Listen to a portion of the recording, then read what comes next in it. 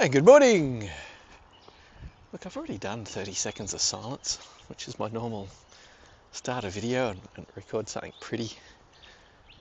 And let anyone finding this video actually have maybe just some bird song chirping away for a bit. But turned out my microphone wasn't on. Somehow I was on a phone call, apparently.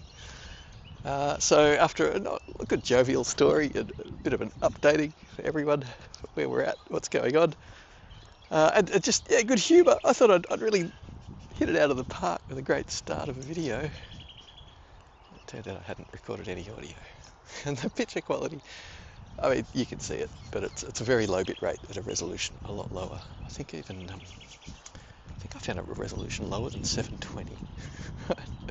It's really hard, just like a podcast. I mean, they're for the audio, so I guess the video just confirms I'm not an AI. But I did a really good video yesterday.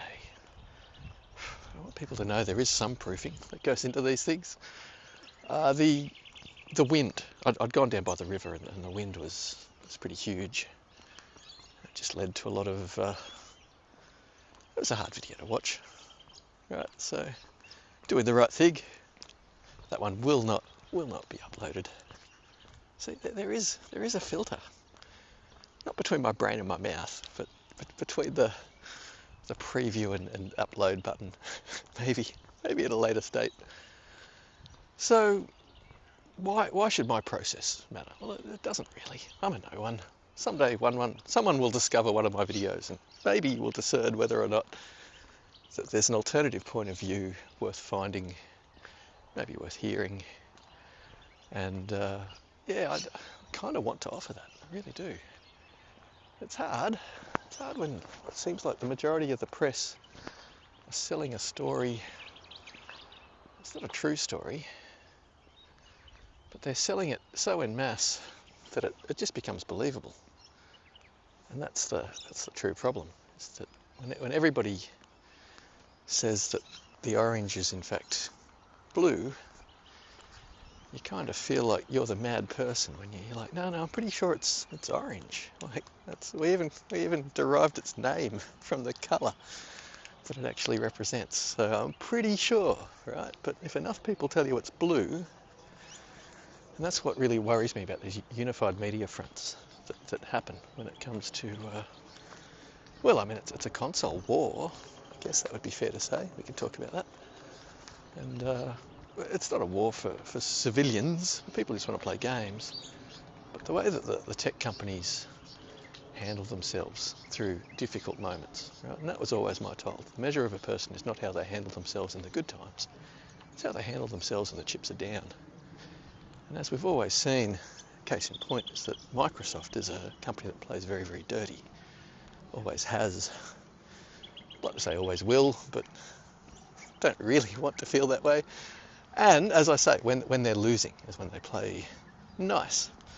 And so things like, arguably Games Pass in the industry, some people see that as a nice step. Other people correctly see that as oh no, we are losing so badly that we've just gone back to buying ourselves back into the market. And of course, no other market players can respond to their death of gaming market, arguably. And yeah, it's not the purpose of this video. I've probably done others with Game Pass. If not, it's just because I'm holding back for being a naysayer, a talker of doom. But the reality is when your game's model is about numbers and not quality, and you can make 10 games for $1 million with average quality, or one game for $10 million with acceptable quality, you remember, bullet points, 10 looks better on a tally sheet than 1, you buy 10 games, right? If your hardware lineup is such that you've got lots of mixed hardware and nobody's optimizing anything for anything, there's no precedent. There's nothing anything being tuned for anything. You just got to churn the games out. You get your money or you don't, and that's Games Pass model. And Microsoft knew that, I mean, it had to obfuscate numbers for years to convince developers to even want to be in their ecosystem. But Microsoft is the death of gaming, right? And it's mostly because for over a decade they've insisted in the PC space that we basically don't get any evolution in gaming, right? And we can say, oh, but games were held back by last generation CPUs. They weren't good enough, and all the PC games that were being built, because PC is like less than 10% of the gaming market, and that it's basically insignificant for unit sales. I mean, it isn't, but it's basically insignificant versus what you can sell on a console. That you really want to sell your units of games on consoles. So if you're making a PC game that requires more CPUs than the console's got, and it's got to be for just graphical features and nothing that's going to affect the gameplay. But what we've had, nobody really knows what Xbox's agreements were in the industry for a long time, but there's a few times where they've eased up on them.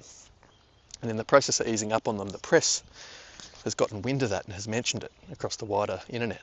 And so we're aware that, I think it was last gen, might have been 1X. No, I think it was the launch of the PS5/Xbox series products. It's probably last gen. Look, it was insignificant news to me, other than it confirms something which I'd known all along, which is Microsoft was saying, oh, look, you don't have to launch on our platform first. It doesn't have to launch on our platform at the same time, right? And so these are some of the rules that they'd had in place. But with regards to PCs, it was pretty evident that they were only allowed to do higher resolution and higher refresh rate. And certainly Microsoft first parties would happily program their games in such a way that they would fall back to 30 frames a second and retune themselves and set themselves to like medium settings upon starting the PC software. They just make the PC software horrible, basically make it so at the end of the day it doesn't feel any better than the console experience, using things like pre-generating shaders, using various industry issues that exist maybe on PC that are exacerbated because the platform holder has the capability of dicking with the way our virtual memory works, like just putting out Windows patches that just break whole subsystems in Windows, and they don't have to update the hardware scheduler like for years on Windows 10, whilst they're implementing all new applets and uplifting things like your magnifier's gone from being a 10 megabyte software applet to being, well, I can only guess hundreds of megs, because if you open the current version, given to us for free, you can't not accept it, right? It's forced updates.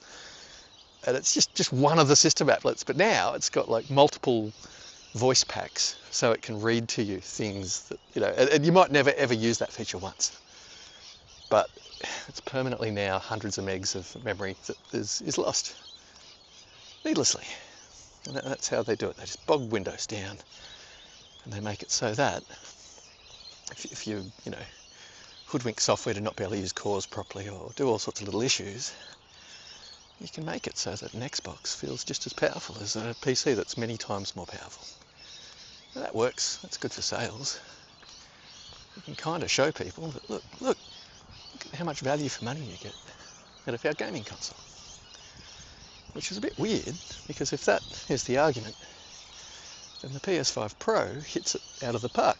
Right? And I say this as a PC technician, I say this with a video card that's north of 20 teraflops, and kind of like double what was in the console, maybe, but not anymore. And to be fair, kind of at parity with what's in the current console. A little bit better in one or two metrics, maybe, but in the real world probably won't prove that. And then with regards to ray tracing and certainly the machine learning of the PSSR, that's my RDNA version isn't RDNA 4. I don't have RDNA 4 ray tracing, and that's a big improvement. So in the PC space, it's true that they're technically out there, but once a large enough group of people buy into future PC technologies, right? Because the PlayStation 5, because it was engineered, because it was customised, just where the data can turn up from the drive, just where it can be placed, just the slight modifications to the chip means that there isn't anything in the PC space that can technically touch it. You can say, oh no, but we can brute force better than it. Yeah, you can. You can spend 3 to 4 times the price, and you can easily brute force crazy high ultra wide resolutions in true, beyond 4K native resolution. Most people can't see the difference, right? And we're talking here for the average person who just wants frame rates to be able to get to their TV and not lead to a jerky experience. Most people don't need the four times the build cost PC. Right? That's beyond enthusiast class. But even at double the price point to a console, you're not going to get any of the same tech, or certainly not the same ecosystem. Now, when I say not the same tech, I mean things like Tempest is fairly unique. Hardware audio was basically buried on PC a long time ago, basically with a jump to Vista, at which point most people moved to USB sound cards and hardware sound channels and everything just kind of dropped off, right? Audio was a do-it and software thing. So some of the best audio implementations in gaming over the last 15 years or so, more, going back 20 now, 18 years or so, Killzone Mercenary on the PlayStation Vita was it was a handheld that actually had hardware sound in the form of Tempest. Tempest being an engine that allows, a sound engine that allows the tracking of sound through spaces so that it can bounce off surfaces or be obfuscated by walls, and it will affect the sound pathing.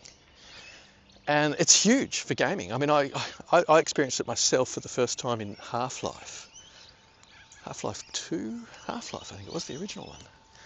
And it was in the 90s anyway. And yeah, I think it was Half-Life. You went into the kitchen. After the shit had hit the fan and you walked back through the kitchen, the difference of my housemate's PC, at the time it was all the standard PC affair, Celeron 300As, overclocked to 450, all the goods, right? The game was absolutely running beautifully. But the difference of a hardware sound card that was doing its job properly, using cool technology, versus the industry standard Creative sound card with Creative EAX sound banks. On my housemate's PC, when the shit's hit the fan, you go back through the kitchen and there's some sort of a creature goes rah at you, and it sounds like it's about 2 meters away, and you start turning around and it's not in the room with you. And it's just standard PC affair. That's how we've had gaming for years, and still to this day, basically.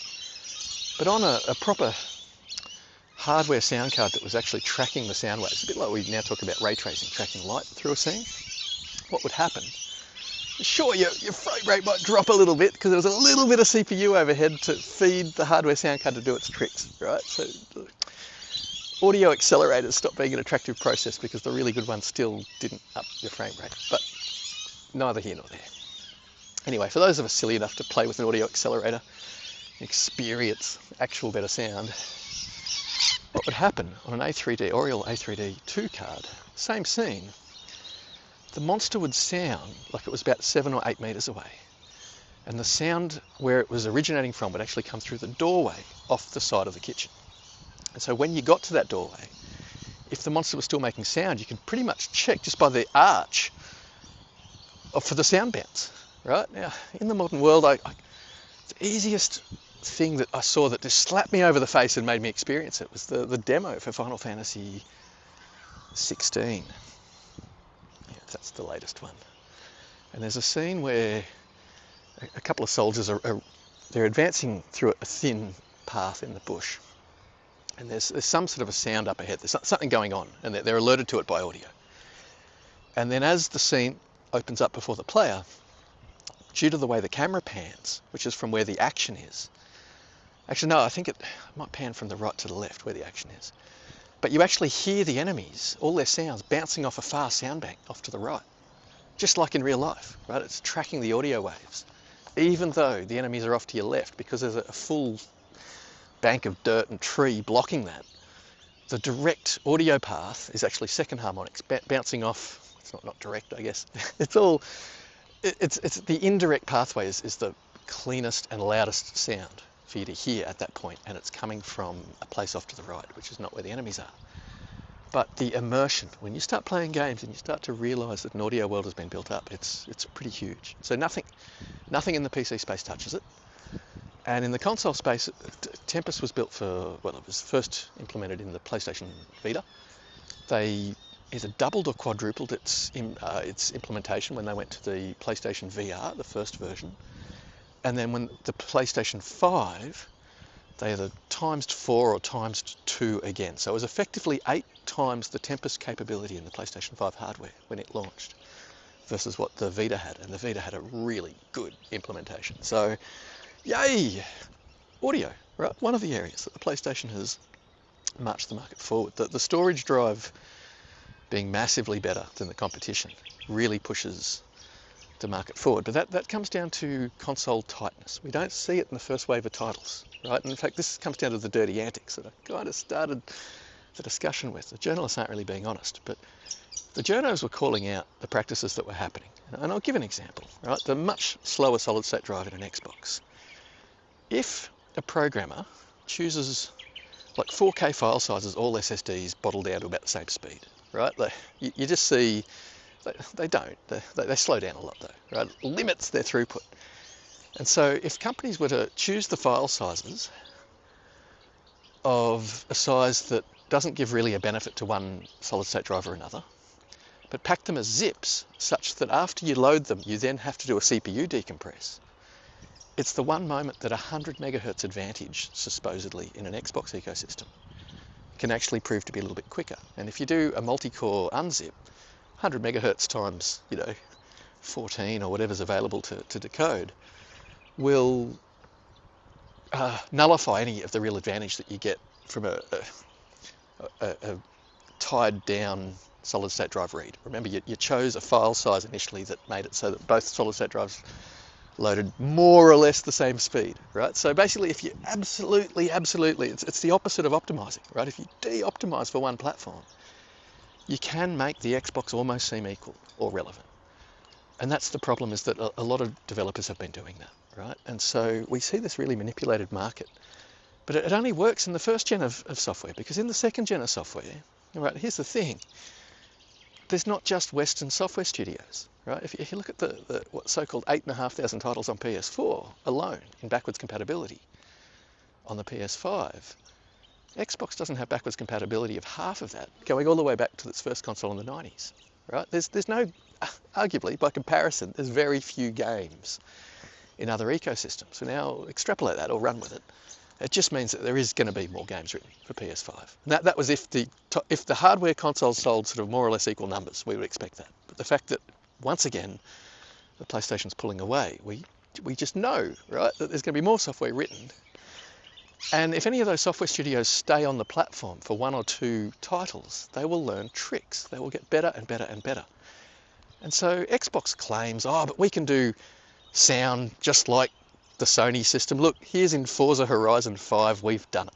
Right, okay, so in a game on your launch of your system where you couldn't use all your CPU cores, you found a way to put a really complex sound engine on your CPU cores to fill up the remaining space. And then you probably just opened up the number of sound channels until the thing was maxed out. You call that an optimized product. It is for a Generation 1 game. But over on the competitor's platform, right, when the sound processing doesn't need to be handled necessarily by the CPU, when the ray tracing no longer needs to be handled by the CPU cores, which is what the consoles were having to do because they didn't really have good ray tracing hardware, when your drive decompression has a dedicated decompression chip, it doesn't have to be done on the CPU, right?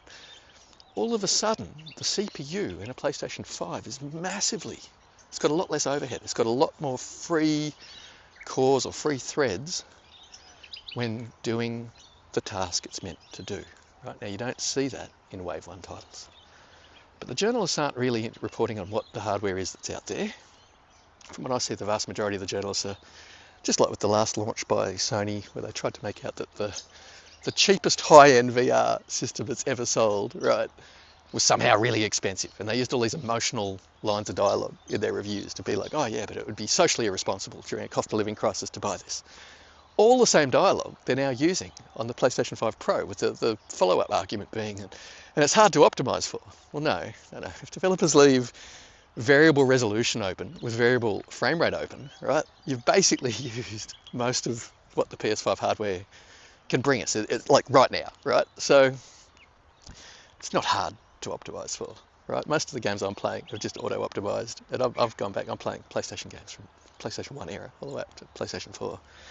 And the PlayStation 5 titles I load. Some of them load quicker, some of them just look sharper. You just see it. Anyway. And then you get the enhanced titles. Yay, but let's not let the truth get in the way of a good story, eh? The PlayStation 5 is the Pro is very cheap compared to anything you can do on the PC, and there's nothing in the PC space that's going to touch it. Not for a while, right? Because for software to be written in the PC space to make use of given hardware, unless you're NVIDIA paying like 8 games makers to just shoehorn in a flavour of the moment technology that you're going to revise every 18 months and use a different form of ray tracing and then basically bomb it out again so that you need to buy the new card again to get 4K 60 again in, you know, a handful of titles, right? That's a little ecosystem unto itself, right? But if we ignore the fact that that's just hell dodgy, it is, you know, the actual market that everyone else exists in, which is basically AMD ray tracing, because the lion's share of the games being made on the planet are made for consoles. Consoles have AMD hardware in them. AMD ray tracing has now come forward so much, right? So even RDNA 2 ray tracing, which is what the PS5 will have, just by drivers alone has come forward in about 50% in performance, just in the last couple of years. But the RDNA 4 ray tracing is like 100% increase. And then you combine that with a 28% or a bandwidth increase that you get from enhanced RAM speed. There's so many little things that just go towards it that it's fair to say that the new ray tracing is going to be insanely good. So whether it matters or not, I don't know. But in the console sphere, it will be utilised, right? And the fact that it's a stable hardware platform means that lots of developers will cut their teeth on it, get really good at it. And so when these games come across over to the PC, they're already optimised heavily to use hardware that exists. Now, I can't guarantee that the PC, because it's a dirty ecosystem, everyone's going to make their money, right? An example, Tomb Raider, optimised for console using hardware AMD tessellation for the snow. And on the PC, we'll pull that out. We're an NVIDIA optimised title, so right at the last minute, pull out the AMD optimisations. So look, any given software title, right, you'll always find examples that show, oh, but look at this. Look, this here shows that that's really good, and this here shows that that's really good. Right, I'm sure that there's some software out there. You could probably show me that an Xbox is, you know, capable. Don't know about achieving the so-called 12 teraflops. That's a paint by numbers. Hey, this number multiplied by this number multiplied by this number equals this number, and this is what consumers are looking at. It's like, oh, well, using very standard PC architecture, we'll just mismatch these RAM buses, but that'll still allow us to multiply those numbers out, even though if it's really hard to program for, that's not our job, right? We don't make good software with Microsoft, but we can certainly make impressive numbers and then BS in advertising and BS our competitors out of the market and just buy the media, right? And that's the way it's been going. But the reality is that the first PlayStation 5 console was modified. The RDNA that they'd modified was 2. That was the feature set they were starting off as the basis. They cut out aspects of it that weren't needed because they were basically for Hollywood and for business sections of the other end of the market, not necessarily needed for gaming, right? And so they cut that stuff out, and then they went, we'll do this, we'll do this, we'll do this. And so that's probably where we got the Tempest. They made some cache modifications in the middle of the die, which I think will be good for feedback physics, things that we just haven't seen. They'd gone to partners like Epic and said, well, what do you need to make Unreal Engine work better? What do we have to do to our hardware to make it run really well? So there was input from Epic. Sony made a couple of $100 million over several deposits to Epic, the makers of Unreal Engine, right? And Epic had input on the Sony chips, right? Not the Xbox chips, the Sony chips. But that was the PlayStation 5 base, and it used the early Z-Cull from RDNA 3. Right? So AMD have come out after the fact and said, oh yeah, and Sony have said, like, yeah, this hardware doesn't exist in any other existing products. AMD, needing to advertise their parts, have come out and said, oh yeah, we code to design this with blah, blah, blah. And are quite happy to sell the products. But what an early Z-Cull does is that stuff that isn't going to hit the screen doesn't have to go through the pipeline. It existed in Power VR technology. It kind of came to PC 25 years ago, quarter of a century ago. But it's more about power sipping, arguably. And so it kind of moved over to iPads and tablets because it's the perfect technology for, you know, if you want to go low-powered computing. But an evolved version of it in a high-end console essentially upticks the performance by about 40%, which meant Sony's console, even though it was rated at 10 teraflops, was essentially outputting about 14 teraflops worth of capability And that's where a lot of the review sites, they weren't being honest because they weren't trying to do the due diligence to go, well, why is it that in these particular scenes we're seeing that? Why is it on these particular loading screens we're seeing this? Why is it, if we actually did the investigative journalism that we're meant to do, and if we actually know our products like we do, we'd be honest, right? But somehow, the wool's been pulled over everyone's eyes now for quite a few years, and I find it frustrating as a technician, as a PC tech, with a PC of many times the cost beside a PS5 Pro, just how much better a gaming experience the PS5 Pro is in every possible metric. We can talk about, PC games can bomb, like Hogwarts, when they launched Hogwarts Legacy, when Warner was putting out the new game, Quidditch, something, they put out a hotfix patch on the PC for Hogwarts that just used about 20-30% less of your VRAM on your video card. And all of a sudden your streaming systems in Windows were getting hit super hard to try to get the data. And so all of a sudden your streaming systems in Windows were hit really hard to try to load the data in. And then Windows put out an update that broke, by the looks of it, the way the page files works in Windows. And it was just like, what?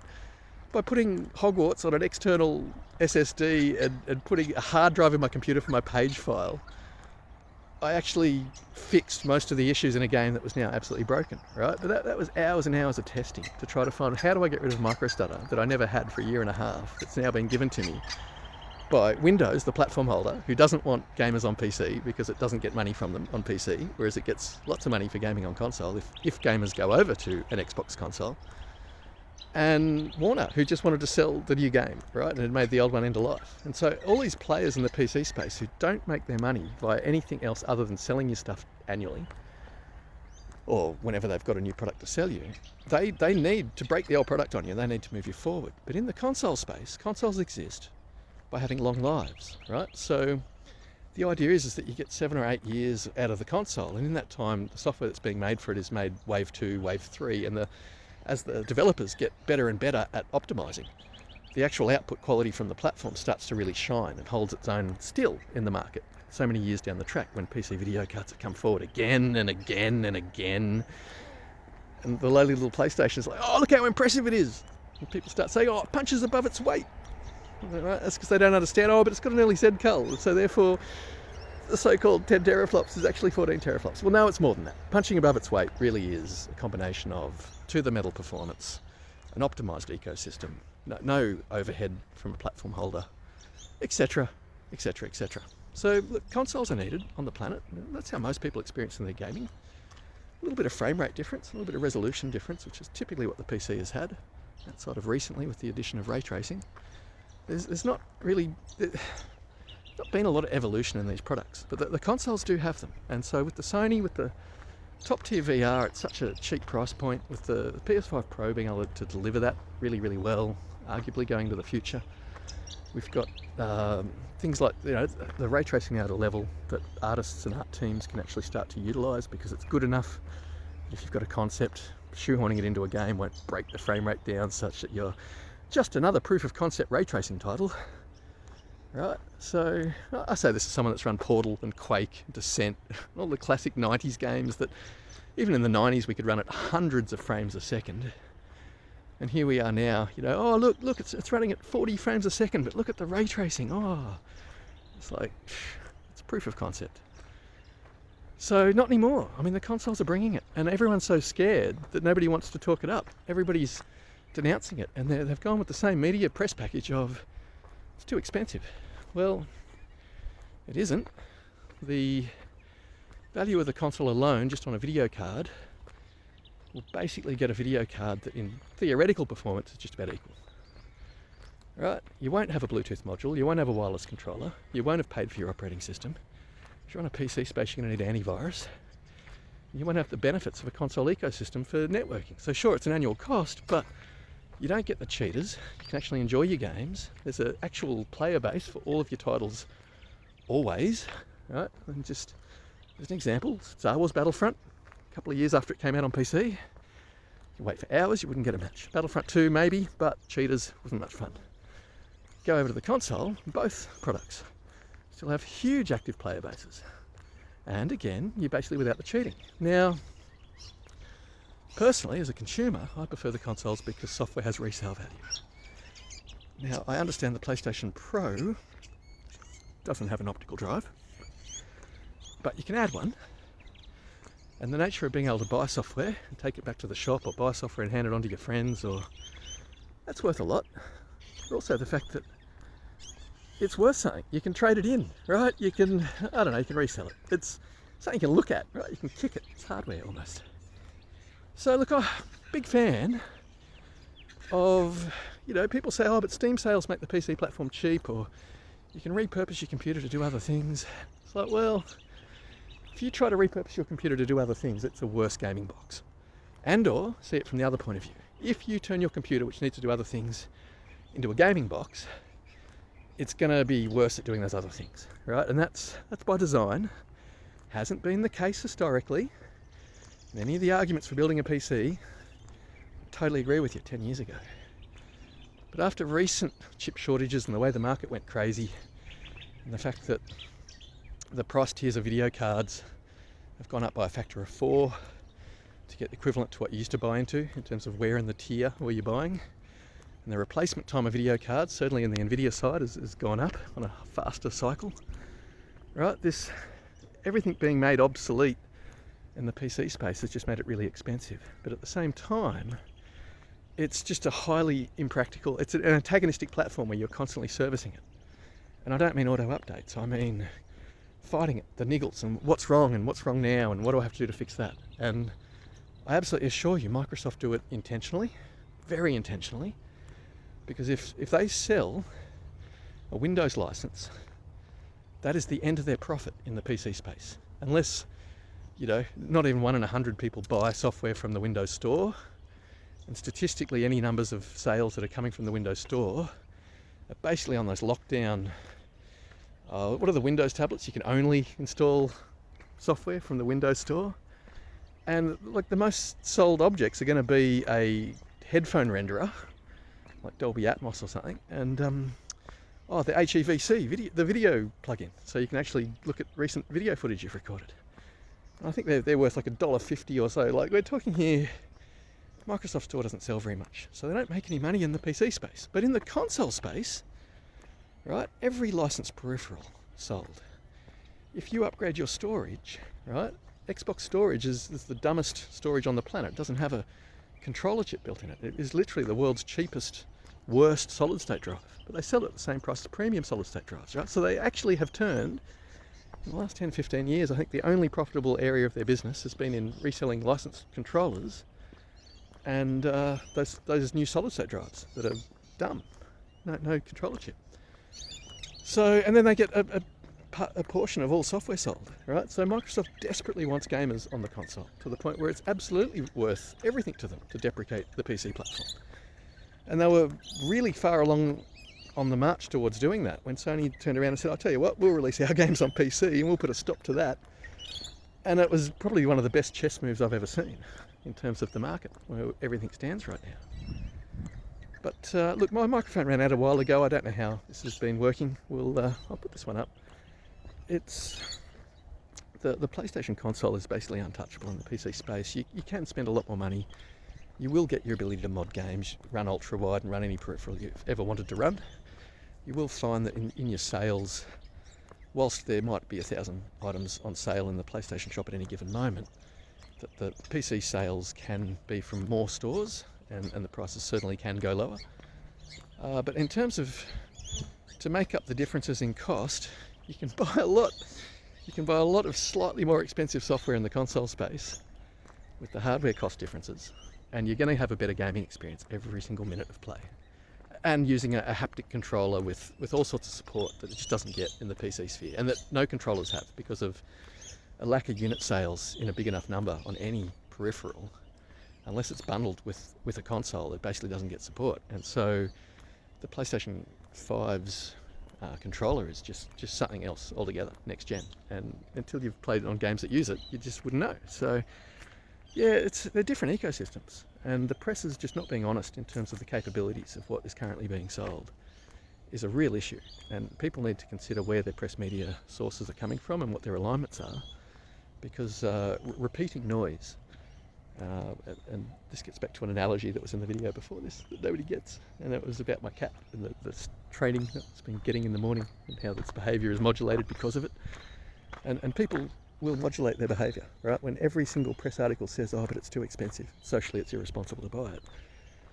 That seems to be the unified talk right now, and it's not true, but they're using emotional, right? You're going to read technical breakdowns and you're trying to get like informed reviews, and then people, instead of giving you the technicalities, they're trying to hoodwink into an emotional argument or an emotional dialogue and guilt you.